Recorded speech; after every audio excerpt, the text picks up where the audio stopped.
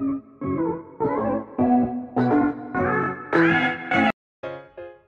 afternoon mga kasolar. This is Mac again at ngayon ay magdi-discuss tayo ng parameter settings ng ating DE 6 kW hybrid inverter. No? So ito nga palang DE hybrid inverter natin ay tumatakbo na from March 9 hanggang ngayong June 21. So almost 3 months na itong working and wala naman naging problema within that period of time. Okay, so lapit. Ngayon ay June 21, alauna ng hapon at makikita nyo may harvest tayong 3.19 kW sa ating panels at yung battery natin is currently 53.8 volts. So naka-use bat bilang tayo. Sige, mamaya discuss natin yan. And meron tayong load na 0.7 or 700 watts. Okay? So, punta tayo ngayon sa settings. Since ito yung dapat natin pag-usapan. Okay. So, dito sa system setup or system work mode. Ayan. So, for system work mode sa page 1, naka 0 export to city lang tayo. So, naka-untick yung solar cell. Pag naka-tick kasi yung solar cell, magbebenta yan. Okay, Meralco. Okay. So, max power, max cell power, 6,000. Zero export power. Sini-zero ko to. Yan. Pero naka-default yan ng 20 watts. Pero ako sini-zero ko para walang pumapasok dito sa dito from grid papunta dito sa inverter natin. Yan, table tayo. Energy pattern is battery first muna ako. And grid peak shaving power niya 8,000 watts. Naka-unpick yung grid peak shaving natin. Okay. Dito naman sa time of use, naka-check syempre yung time of use natin. And for all of this period of time, naka 48.5 volts yung battery. So ibig sabihin nun, 48.5 dun sa tatlo. Dun sa 1 AM hanggang 1 PM. Tapos 49 volts naman from 1 PM to 9 PM. Then 48.5 volts ulit from 9 PM to 1 AM. Yan. So hindi ako gumagamit ng grid charging na gen. And so pure lang tayo from solar panel lang ang charging. Ayan, tapos yung natin, working is from Monday to Sunday. Ayan. So, wala na. Okay, so, dun sa battery settings, ayan, nakikita nyo naman, naka-use battery lang tayo kasi wala tayong communication port. Since yung battery natin is sariling build na.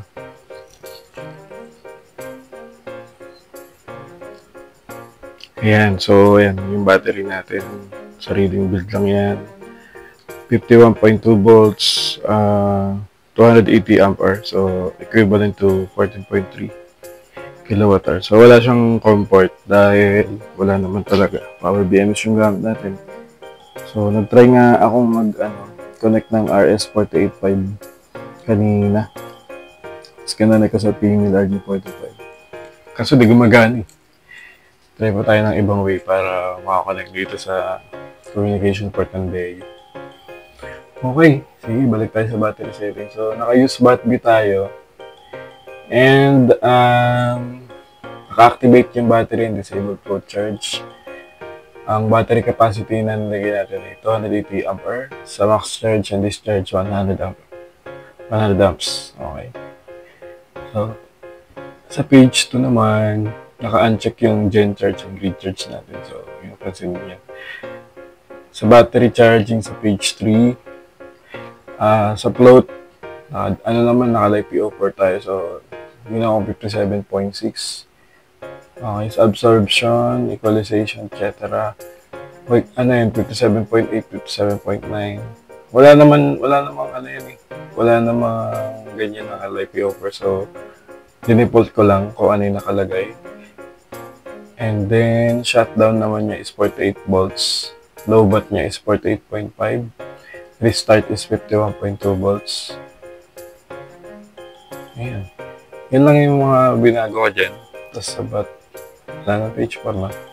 So, kapag naka-use BATB kayo, ganyan yung settings. Kasi, nire-read niya yan as, ano ba tawag dito? Nire-read niya as lead acid yung battery mo. Pag tinignan mo sa settings ng application, nakalagay dun sa setting yung naka-lead acid. Pero okay lang yan. Parang, ang ginawa mo lang kapag naka-use BATB, nag-personalize ka lang ng battery settings. Kasi kapag ang pinili mo dito sa bat settings, tas wala ka namang communication port is, lithium, kailangan yun ng communication port. Kasi kapag wala, kunyari, ayan, naka 53.9, di ba? Pag ni-use BATB mo yan, use BAT percent yan. Sige, yung lithium na. Babasahin niya yan as 100. O, tamo, hindi siya match, di ba? So, 100% na dyan. Pero, 53 point, yung kanina? 7 ba? So, hindi yun 100%. Ang 100% is 55 volts. Kaya, hindi siya ubra. Mas maganda yung use BATB para accurate yung reading niya sa voltage siya. Magbe-base hindi dun sa SOC. Ay, 53.8 pala. Okay. So, yun lang. Yun yung gamit ko kasi sa battery. Wala kasi ang communication port. Ginagawa pa ng paraan. Kasi namali ako ng bili ng BMS eh. At ang binili ko na pala yung may communication board. Ayan. So, kaya pag bibili kayo ng BMS, ganoon na bilhin nyo JK BMS na may communication board para hindi na kayo mahirapang mag-configure pa yung connection ng DF papuntang battery. Yung communication cable yun na. Iba yung power connection yung positive negative. Okay, so grid settings. Ito di ko naman binago to eh. Kasi naka-default naman to pagkabili nyo ng day. Wala na akong binago dyan. Yung lang siguro. Yung... hindi ata dito yun. Dito nga. Ito pala. Yung reconnection time, binago ko lang. Ginawa ko 60 seconds. Yan. Pero the rest, wala na akong binago dyan. As is lang. Okay, so... Saan pa ba? Dyan, port use. Ayan, kung gagamit kayo ng generator, saka ng microinverter, pwede mo lang select dito microinverter. Yan. Tapos may range yung niyan. Yung on-off and yung frequency. Smart load output, yan. Pwede rin. Okay. So, ano pa ba? Basic settings. Lang naman to eh. Date lang yan. Tapos, in-up ko yung beep dito kasi kapag naglo-lobat, tumutunog. Ayoko lang medyo maingay. Lobat lang naman ibig sabihin. So, in-up ko muna yung beep. So, makita mo naman kung may error, magpupula yung day na log. So, ayan. Yun lang sa basic setting. Meron bang page na to? English. Yun lang. Itong advanced function, hindi ko ito ginagalaw eh. Wala akong ginalaw dito. As is lang. Okay. Device info. Ito yung mga logs lang to eh. Wala naman kayo gagalaw dito. Import nyo kanina. Okay, yun lang. Para sa parameter settings natin ng DA. No? Okay, so kung may mga questions kayo, comment down below na lang po.